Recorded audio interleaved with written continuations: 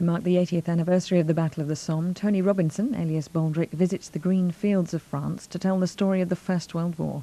That's this Sunday evening at 10 o'clock on BBC Radio 2. Prepare yourself. The truth is out there. For twice the secrecy. In our line, nothing is just what it seems. Twice the danger. Aliens? Twice the paranoia. There's no one we can trust. Twice a week on BBC Two, The X-Files, Monday and Saturday nights. Why are we here? Because once was never enough. Never enough. Sharp satire from the man who's had Mr. Tony Blair in the palm of his hand, Armando Iannucci, with the armistice in half an hour.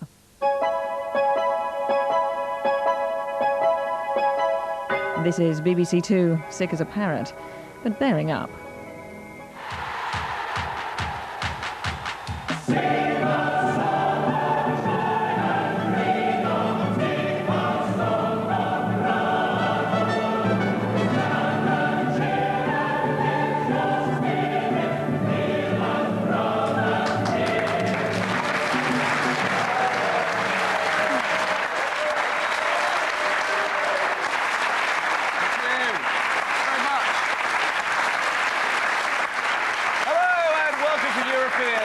Football League. And, God, we nearly did it, didn't we? Yeah, but whatever doesn't destroy you makes you stronger. Is that right? Yeah. Let's take some more then. So, anyway, this week we'll be recreating the 1992 European Championship final. And we'll be saying a big hello to the happiest man in Europe. The checks are through! But first, a few things we noticed from watching the European Championship this week. Now, we begin with a special treat, something only a very, very small and exclusive group of people will have seen before.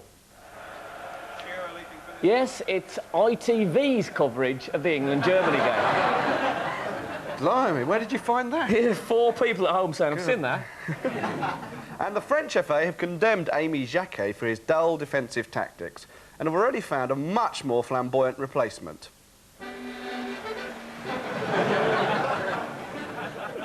And our sympathy goes out to João Pinto, who suffered undoubtedly the worst leg injury of the tournament.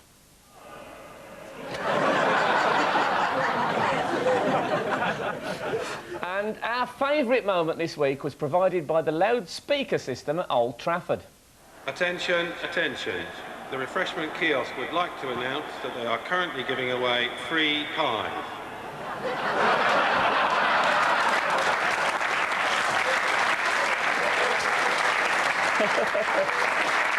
Statto, did you enjoy Wednesday night? No, it was disappointing, wasn't it? Yeah. The mood of a nation. Sum it up. Anyway, why don't you do what you do best, Statto? Now it's time for my Euro guest fact file. Representing the dear departed Scots is Sky Sports' Andy Gray.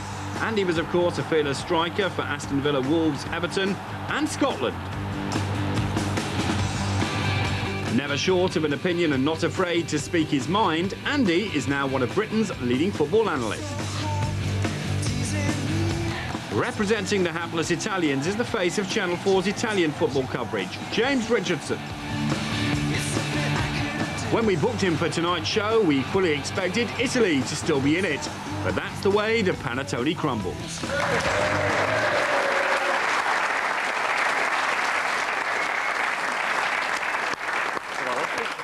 Very informative. Now, some of you may be aware that... I thought so. Yeah. That Frank, during the tournament, has been wearing a pair of lucky pants, haven't you? That is true. Now, yeah. what happened to the lucky pants? On Wednesday. I think they were getting their own back for what I did to them during extra time. Yeah. Well, one thing, they were a bit of a hit, Frank's pants, actually, and News of the World, during the tournament, ran a bit of a competition. They got a picture of Frank going into the Spain game with his trousers down. There you go. And they ran a competition called Win Pants Like Frank's. Now, I've been Frank's flatmate for about 3 years, and I can tell you that's the worst prize that anyone could ever have offered. But we're doing something similar on the show tonight. Tonight, you can also win Frank's pants. Oh, dear. Yes, his actual pants, not ones like that. And these are actually pants that I've nicked. Unless him from his drawer. Look at those. And these are the ones he wears when he's trying to pull. You can't pull in those pants. No, you can't. Look at these. Well, these... Roomy. Roomy, yeah. So jot your pant size down and you can win one of Frank's pants. Well. Good. I'll tell you what, and people are always, they're always saying to us, the research for your show, it's jolly good. Yeah, they say. They're always saying that. And they say, well, how do you find out all your information? Well, we use books like this. This is a book called Don Ballon Euro 96. Have you seen this in the shops? And it was originally published in Spain, but they've translated it to sell it in England. Not all that well, I have to say. And if we have a look at this is the Czech team in there. And for example, if you look at Lattal, it says, a right-wing back player who penetrates well and has well-measured centre shots. He's a self-sacrificing player and enters into contact with his partner.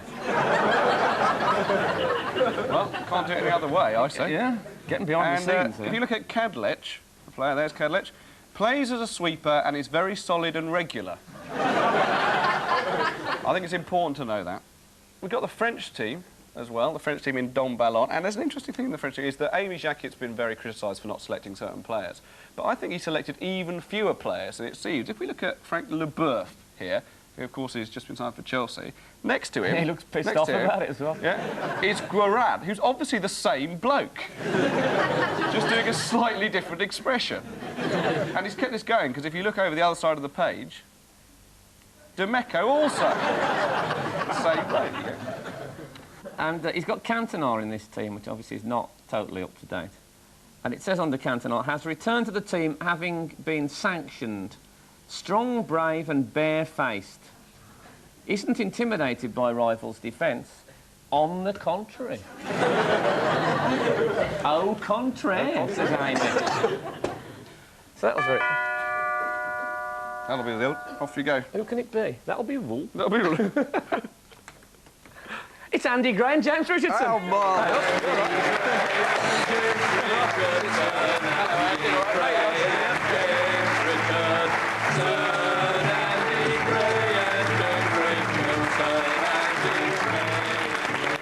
Welcome to the marvellous world of fantasy football. Isn't it lovely? It is. Now, obviously, we've called you two on because when we planned this, we were expecting an Italy-Scotland final. Yeah. So you didn't go to Wembley, I take it? Why would I be there? Well, you know, you might have been there doing some research for Sky or something like that. You must have had your counters out on the bar. No. That'll come next season again. It's, yes, of course, I look forward to that. And West Brom will be in there as well. Oh, yes, of course they will. I thought you meant Wembley. No. Frightened me to West death. Brom and Wembley, they don't come in the same No, sentence, we was in the Frank, you know playoffs that. a few seasons back. There's nothing like this that I've been at Wembley. Look You missed a plug there. That was a plug for Sky having the Nationwide League. Oh, I see, sorry. Is that Nationwide? Is that what it's called? No, it's Nationwide with Michael Barrett that you've got. Also, when I got back, we watched the coverage on video, just to absolutely... Just to be sure. Just to upset ourselves. We couldn't actually watch the game, but we watched the after-match analysis and stuff. And a strange thing struck me while watching BBC's after-match analysis. You look at this. But the other thing, I think,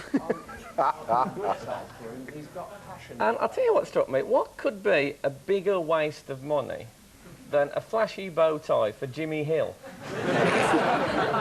Who's going to sit there? No, don't you. So neither of you been to any of the games, the England games? No. No? I was at the Scotland-England game. Oh, well, you would have been at the Scotland game, yeah, obviously. There was a few celebs there. A few celebs there, weren't there? Oh. Noel Gallagher was there. He was there. He was there. Who else? Paul Young. Yeah. Malcolm McLaren. Malcolm McLaren, yeah. And David Seaman we met. Peter Glaze from Crackerjack. Yeah. Anushka Hemingway. Crackerjack. I thought you said celebrities. Well, Peter Glaze is dead, so it's quite a... Oh, there you go. quite a turnout for him. Mick the Miller. Mick the Miller, the old greyhound. Yeah, His jacket was there. Amy Jacket. But it was... and we met David Seaman. You must have met him a few times. Yeah. Huge, isn't it? Huge, isn't he just bloke. enormous? Shoulders, like, honest. Yeah. Shoulders, like this. There's the moustache to there, and then the shoulders. Even further out. He's a big lad. But he's a lovely bloke, you know. I mean, yeah, as a gesture, you know, David Seaman, while he was there, he actually gave Malcolm McLaren his coat. That was nice.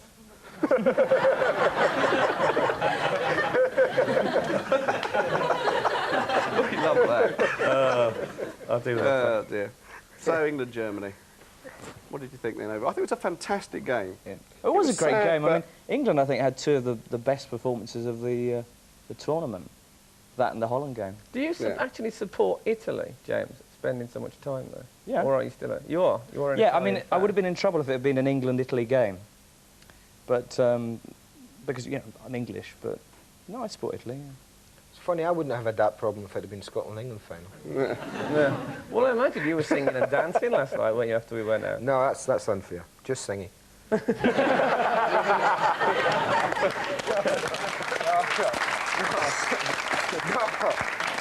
Don't tell me you had a knee injury. No,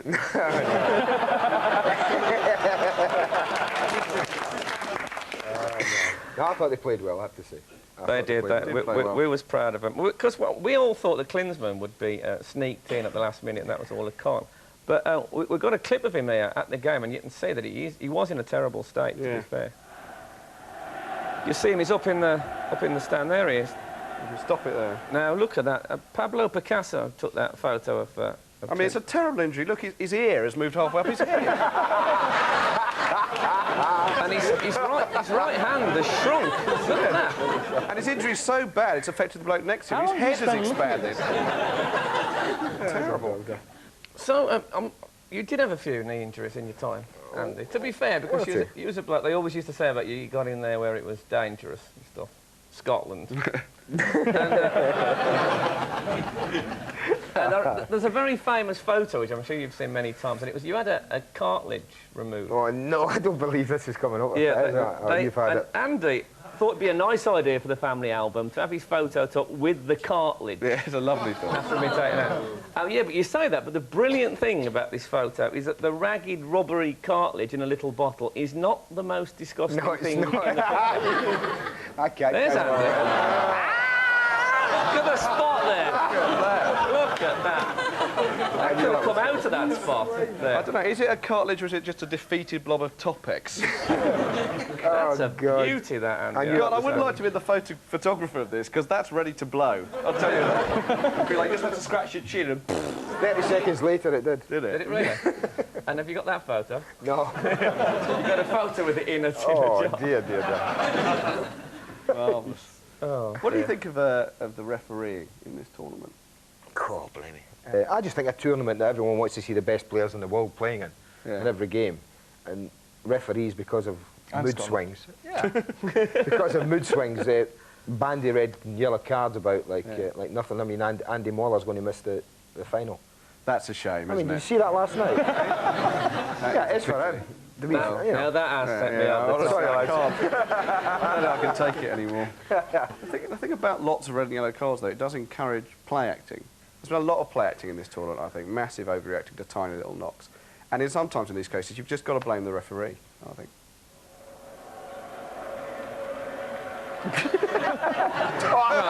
Get out of here!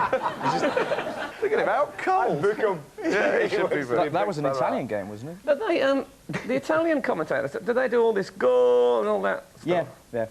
Because I thought for years that on the front of Gazzetta, it So went go Go Lazio. Lazio. Yes, a lot of people do. The really confusing thing, actually, is what they say is Go Lazio, which is why it's surprising that at the start of our titles it's written out as Go Lazio, which is a completely different word. I'm glad I've pointed that out. What really? What's Golazzo? Golazzo means, good Lord, what an extraordinary goal. Yeah. Whereas Golaccio, any word that you add accio on the end, means what a terrible example of. So, what a terrible goal. Like Frank Lacho. Frank Lacho. Would be a terrible example of Frank. Bitter Lacho. For Lacho. Bob Latchford. Close. Now, there have been complaints that English commentators are biased against opposing teams, but, you know, German commentators are pretty bad as well. Listen to this. Hamburg is playing Santos from Brazil.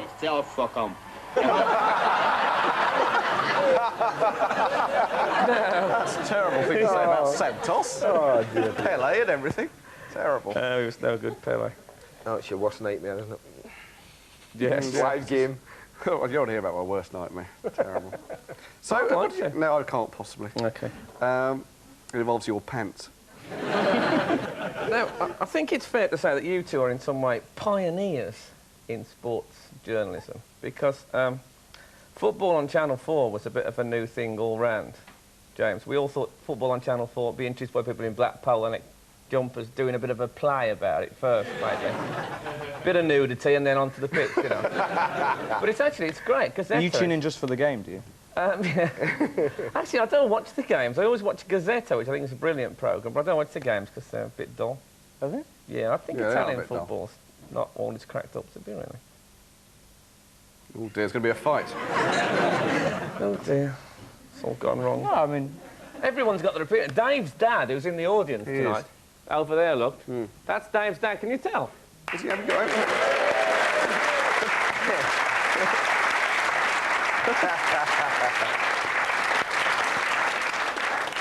He's wearing a Denmark shirt. Yeah. Because that's the only one we could get him. But actually, he supports Swansea. Yeah. As you probably guessed, he's been a hostage for about 12 years. In Swansea. Yeah. And you're always saying, aren't you, Colin, if I can call you that? Leave my dad alone. I just want... He's an Italian football fan. I just want to make James feel at home. There are. I mean, some people find Shakespeare dull, so it's a matter of taste. Yeah. That's 2 things I find dull. 3. Now, go, Colin. Now, you're always saying to me, Colin, Italian football's better than English football, am I right? Yes. There you go. I'm glad you came. So am I. Coming back to you two being pioneers, what you've pioneered, Andy, is all that technology business, all that machine stuff. Haven't you? Easy. But we tried one. We had one of them, the telestrators, you know, these pens you can draw on. It's really hard just to draw the bloody rings. Is difficult. So how you do all your fancy coloured trails? We've got you, Andy, doing some of those coloured trails. Just watch this movement. We'll take the whole goal in. Graham Lasso playing the ball. We've got David Platt now. Now watch Platty. Now there he goes. Every Danish defender's been attracted to... But the thing about those trails is that sometimes afterwards they don't completely disappear. You're joking, don't they? Look, there they are. No, I think that's just messy. Yeah. Spoilt the game for me, though. And the latest thing you do, actually, is you put your own videos. That's a new invention this season. You put your own videos in. Now, is that really what... That's not what we see. So you turn around and say, well, just take a look at that, Richard. Yeah. What do you think it is? Well, I can't. It can't be. Come on, you work in television. What is it? You turn around, just a slight twinge on the knee to go around. No, I've got a swivel chair. You got a swivel chair? Swivel chair. Swivel chair, stop the knee creaking. Yeah. I bet that swivel chair gets a cartilage problem before the end of the field. No, you're good on the old tapes. We can only think of one occasion, I think, when you actually made a mistake on there. This is it. Chose a young lad, Ricky Shameka. George had great difficulty pronouncing his name yesterday as well. But they chose him to go man for man. Now, you remember, this is in the opening minute of the match. Goodness. Thank God we cut that off just in time. Well, I'd like to see you ring that anyway. Oh, dear. Remember when Sky first started doing football? And they used to have the Sky Strikers. Do you remember those, like, dancing girls used to come on before? And then they used to end with fireworks and music. I remember watching Manchester City versus Sheffield United, 0-0. The worst game I've ever seen. And at the end of it, they played Land of Hope and Glory and had fireworks going on. It is true, though, because on Italian football, generally they will say if it's a bad game. But I have to say, Sky are not likely to tell you it's a bad game if it's 0-0. I would disagree with that too. Would you disagree with that? Yeah, definitely. I would never say a game is good when it's crap. I don't think you would, actually, and that is true. But I think you often come back to Richard Keys and it's been 0-0 and go, phew, hey, that was exciting, and it's simply not true, is it? He might do, but If just once it went to Richard Keys at half-time and he said, you know, I don't think we'll bother with a second half. You'll put some cartoons on. James, we think of you as a great pro. We do, because we've noticed that whatever happens, it's good the way that you remain calm and professional, even if your guests are behaving very strangely. True. A quick comment from our two. Now, what on earth was going on there? Didn't you think, why has George Graham got his arm round? No, he was working Alan Smith, I think. You don't think there was a brown envelope in Alan Smith's left-hand pocket? Oh. Yeah. Tricky, you know. We've slagged off Richard Keys, we've slagged off all their colleagues. Yeah. They don't come on here and slag off Statto. You can if you like. Yeah, but... come on. Do you watch the Italian football, Statto, and stuff? Sky? Yeah, of course, yeah, like all the football, Italian football, very much so, yes, watch as much as I can. Of course, you commentated on the Chinese football for Channel 4. Yeah, that was a good experience, enjoyed doing that. Well, for you, maybe. We'll be the judge of that. Yeah, for us. It's a nightmare. So you mentioned Don Howe. Yes. What is it like working with Don Howe? No, Do you sometimes think I might buy a trilby? Or... What's it like? Because, of course, he's in the England setup and that. Yes. No, we don't get him too much now because he's very busy with England. But, you know, Don's very enthusiastic. I like Don Howe. I think he's good. The great thing about Don Howe is his ability to read a game. I just think they've just gone off the boil a little bit, Ravanelli and Vialli. This is Ravanelli now, showing his strength. Does he have a finish? Ravanelli! Oh, pick that one out. Well, to be honest, in this second half, they have. I just thought that the two front players had just lost their edge a little bit. Oh, how can you call that dull? I mean, that's Don provided the dictionary definition of the word floundering. So, both of you have interviewed players over the course of... And managers. And managers. Have you ever had any real problems interviewing anyone? The biggest shock I got was when we interviewed Kevin Keegan right at the end of last season. And, oh, yeah, I remember. Oh, I mean, I was sitting at Monday night having a quiet night, and it was... He suddenly lost it. I didn't know what to do. I didn't know how to stop him. I thought at 1 minute Kevin was going to burst out crying. That's how emotional he was about the whole thing. And that took me I thought it was completely great. It was great. It was great television. It was really Do you know why it was great? Because was great. it showed a person who I thought who really cared, and that's what this game does. I mean, when I saw you two in the papers on Tuesday with your other lion, we were so happy on Tuesday and so distraught on Wednesday, and that's what managers have to put up tenfold. Now you know what it feels like. Yeah. Oh, I feel... I've just cheered myself up, but I feel all sad again. I don't know if managers put up with quite what I put up. I mean, I don't know a manager's been at West Brom for 30 years. Well, no, it was. I'm not ashamed to say that I did cry a bit on Wednesday night, but, you know, that's why we go to football. And when we finally... When England win the World Cup, then, you know, I'll probably cry just because I'm very old.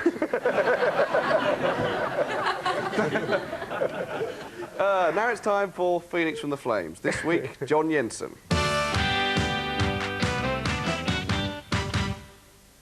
So, thanks for coming, JJ. So, can you tell us about when you hit that brilliant shot and then went on to win the championship? Yeah, it starts on the right-hand side, and Fleming Poulsen got the ball, and he passed it back to me. Hold on, who's that? It's you. No, it's Joe Johnson. Yeah? Look, I'm John Jensen, and I scored for Denmark against Germany in the 1992 championship final. Sorry, John, we thought you were... Sorry, you have to speak up a bit. I'm a bit deaf. How come? I must have been getting too close to Peter Schmeichel.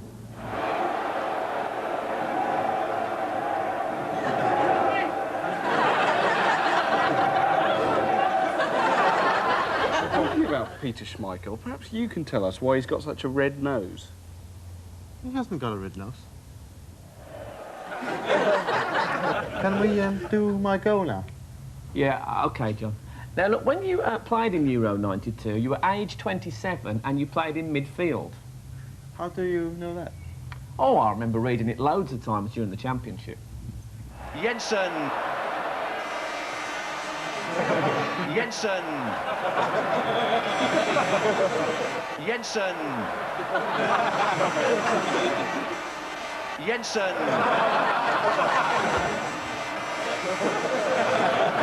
All right, let's do the goal.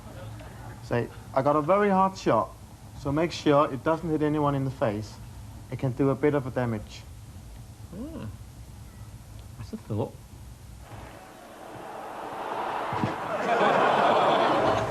OK, let's do it. I'll be Fleming Poulsen, who passed the ball to you. Frank, you be Effenberg, the German defender, who tried to block the ball. Hold on, I thought that was Klinsmann. No, it looked like Klinsmann. And you be John Jensen. Play John Jensen. Johnson. No, I mean Motson. Bramer lost it. Vilfort again. They've got two players up with him. And the pullback. And a goal. John Jensen. A fabulous start for Denmark. And the pullback.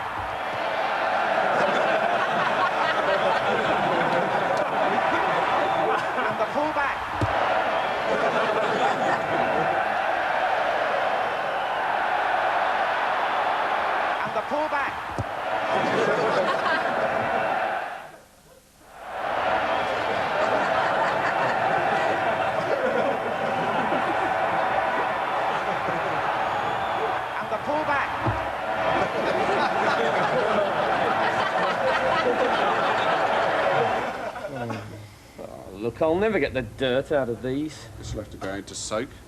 Well, you watch that red doesn't run. You don't think...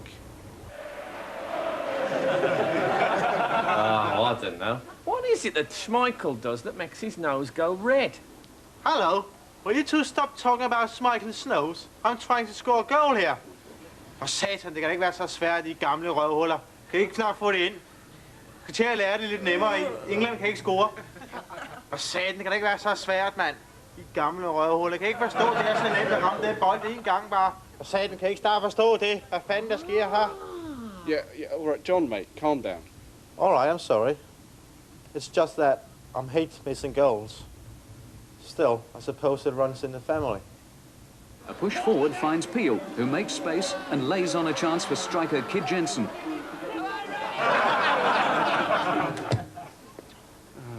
What are we going to do? We're going to be here forever. Well, there's only one thing for it. And the pullback.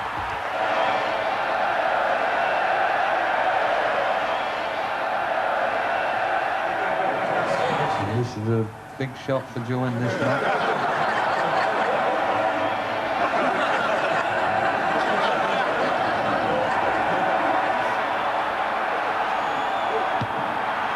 And a goal, John Jensen. And as he lifts the European Championship aloft in Gothenburg, Denmark receive a fabulous and well-deserved ovation.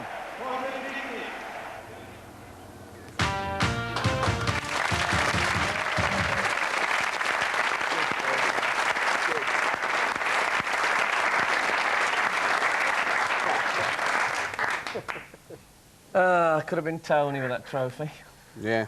Anyway, we've this is the 54th episode of Fantasy Football. It's a lot, really, and we've tried to, you know, do some funny football stuff over the months and years.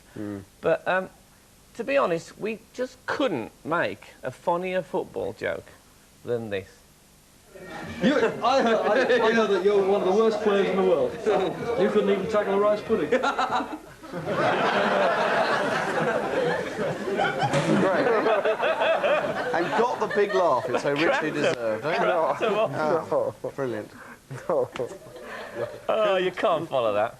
Anyway, look, thanks to Andy and to James. Thanks for coming. Have fun next season. Yeah, we will. Oh, who's that then?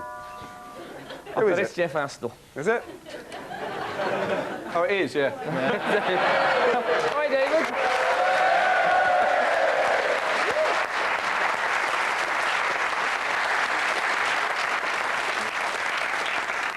Not wearing a costume this week? No, they make me look stupid. Oh. Anyway, I've got Ian Brody with me from the lightning scene.